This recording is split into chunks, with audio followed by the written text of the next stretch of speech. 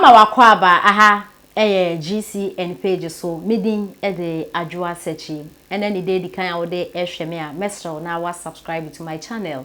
We are now don sa emia bell ne so ube ya notification ene sa ne news e de betun bia obenye biatie anase obenye bia hwe ewo GCN page ha.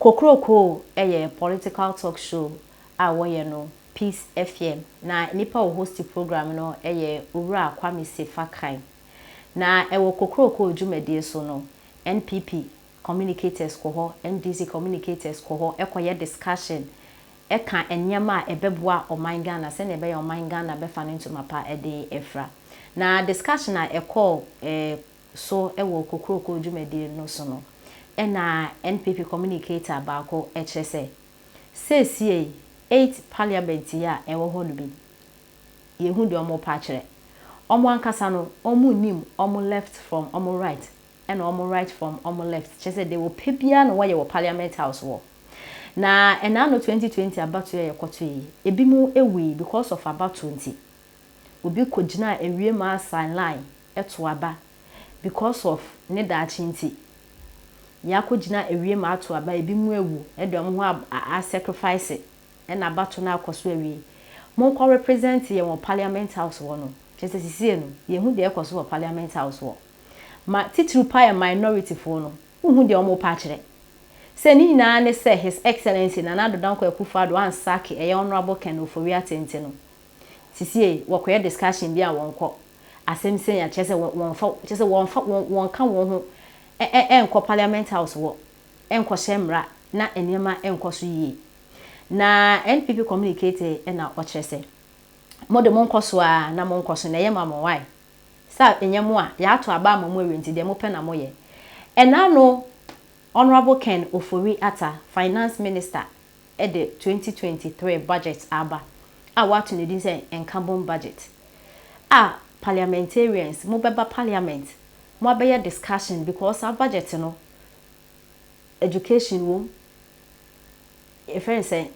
agriculture wo chese bibia ekoso wo Ghana ha ma no man no etumpon no ni na ewo ma ese mo ko parliament house ekoye ho discussion na timemufo nso ye ho toye no mo agya ni na ato ho na mo nam Qatar bosse mo kwa kohwe boy kura so mo ahye ye mo bre fie so amomba na mo ko parliament house enko shemra obi a ya to aba eyi mo se mo ko representing ye wo parliament house no zi ehu de mo ye kamya ko ye mo de mo ho mo nde mo ho aba no ye na eto ma mo enti mo mbra na mo ko parliament house mo ko shemra mo ko kam adwinbom because budget no e buy no Ken Ofori ata say carbon budget NPP o NDC o ye na ye Ghana fo ye nka ye ntimbo ne ye mbo na economy no enkosoro no majority for his excellency na nado na kwakufado ansa Ken Ofori atenti nsisie ai say mumbu afu bone na bekoso o parliament amose ho papa omusi ho ye kotoka yo kan ye nyanto yo yesu hospital yo hospital ne yensi yo ye kwan yo e kwan ye nya chese papa mu ho bone mu ho sisie 8 parliament ye den na ha mo na eno na NPP communicator no chese mo de mo kakata ho mana obi emba mana mo nsanso emba mo kakata ho na emu no nya de ese mo jaketua mo nsa ketua krakrakrakra sa 8 parliament ye hu ade amoye chese ye hu word cry de be describe mo ye ntie ensema NPP communicator no de etuja it's in the kwame enkoye mama yema ye home so in terms of your numbers and watching my party enkoye 100 members of parliament to be absent, especially when there's serious issue like this. The main person will be linking to the Ken must go call because you will be calling for Ken must go. No, we are in the chamber. It has nothing to do with it. This is the president budget. We respect the president and we've given him our word. Say you better so yes, our process is winning and I will come back. Say Ken must go. And it ya can't so for me mean this idea but I believe say we will have a turnout very higher than the last 2 days. No? Well, any comments, Doctor? Chairman. Okanawa and Kenya na kofa samaba. Ayo mo no mo come bro focus here na committee privileges committee. Yeah, nanka ni amu mo yi. Say nipa ni bi o say o man kasa so nke from privileges committee o. So woni ho akoka but the credit e ba kope. We have to speak truth to power.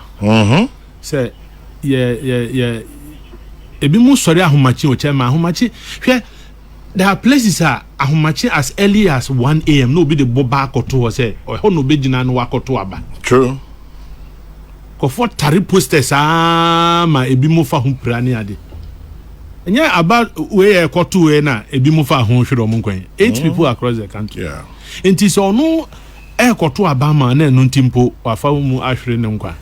Na adwuma nienti a ono koto aba ma no yese koya. Na wonkoya sebi entwa yie. Enti parliament prayer so na da bia they my only hope.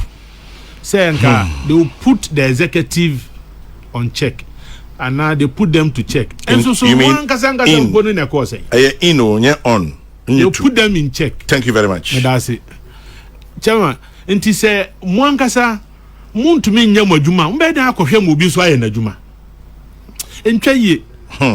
Ono abo no nya no nko ase yakeka na mo abati so o. Munya adwuma ni ye o. Parliament na sabi edu ba bia say ya adwuma ni ye toto nase. Mo hwe na mo ntrase na munya adwuma ni ye. Entwa yie. Nipa 100 nipa chama oni so omo ko kata omo doso pa twitwa self ni ade na oman no budget no ye debate na hu hia na say kata na hu hia wa woda mo ye bobo ni wi amontena ho montena ho na mu ni MP no ho mo musuba na niema enyo mu nyina de sabi nipa no dodo na eye adwuma na omo ntena mo nya adwuma no mo hia no mu nyai anye bia yensa mi so sika be no mde ko omo sika na say sponsorship ekwan be no mfa endi minim ni nyina ase Ghana na nkasa bibia ya kata so ye mie mpo no ahu no abisa ho ase say committee bia ya ko Brazil ba ya ka say me enfa aban sika mfa obi a nko world cup bio enti omo ko yi ye omo mi yehu ekwan omfa so omko ye enye MPs no ko a nipa pii ko ye esi omo airport omo ko omo guso ko enti omo mi yehu omo ma nipa di out too much. Chama, Prof, any comments? Come in. Yeah, ja. Awe kwa ngeze mkami bi. Eda bi mi fa bolt na. Hey, open you for boat. O to de bia na o hwe na se yi driving near the ade be how near the ade. Yeah, ja. Senti sa na esi etisa yetim. Etisa na esi etisa yetim. But the fact of the matter is say you best stress we will go deeper into it. Abina ka said there's no haircut. Eka. Almost as a haircut was I say haircut on the principle, but not the interest. not the Haircut, no haircut on your T-bills. that people cry they say look at them fans and one can the baby and you appear to be there. What you say? And you know about this I was here finding out. Na media for some boy by say yeah mama no say data bank at the branch. You bet me about 9 alcohol. They acquire further investigations to bring out the truth. So and you be at the American because Ghana has to say and never be because for why I want to say.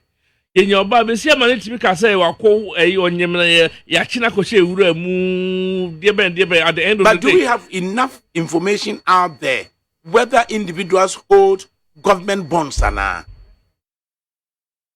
But Jesus say I pass the right to information bill. No information bill have person say to me ka. And your best say, and now amazing be bomb cheap back. For some months now, every morning.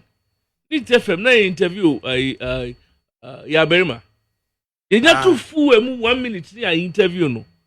To say this is over 20 cities every so mean this is free Yaberima. Oh, this over 20 cities a free so yeah, a gallon. Yeah, per gallon. Check it. People to check it. I said you are looking at 106 now to 82.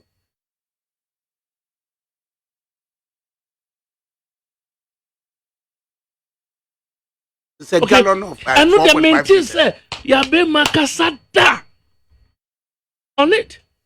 But say the na kamo mano akwanya no pa bia na driver for na yewu na passengers who we should have also do the same thing. To at the end of the day no because the ehun say Ghana ha ade e kosro a e kan hwasem ye tito ye kan hwasem at the end of the day no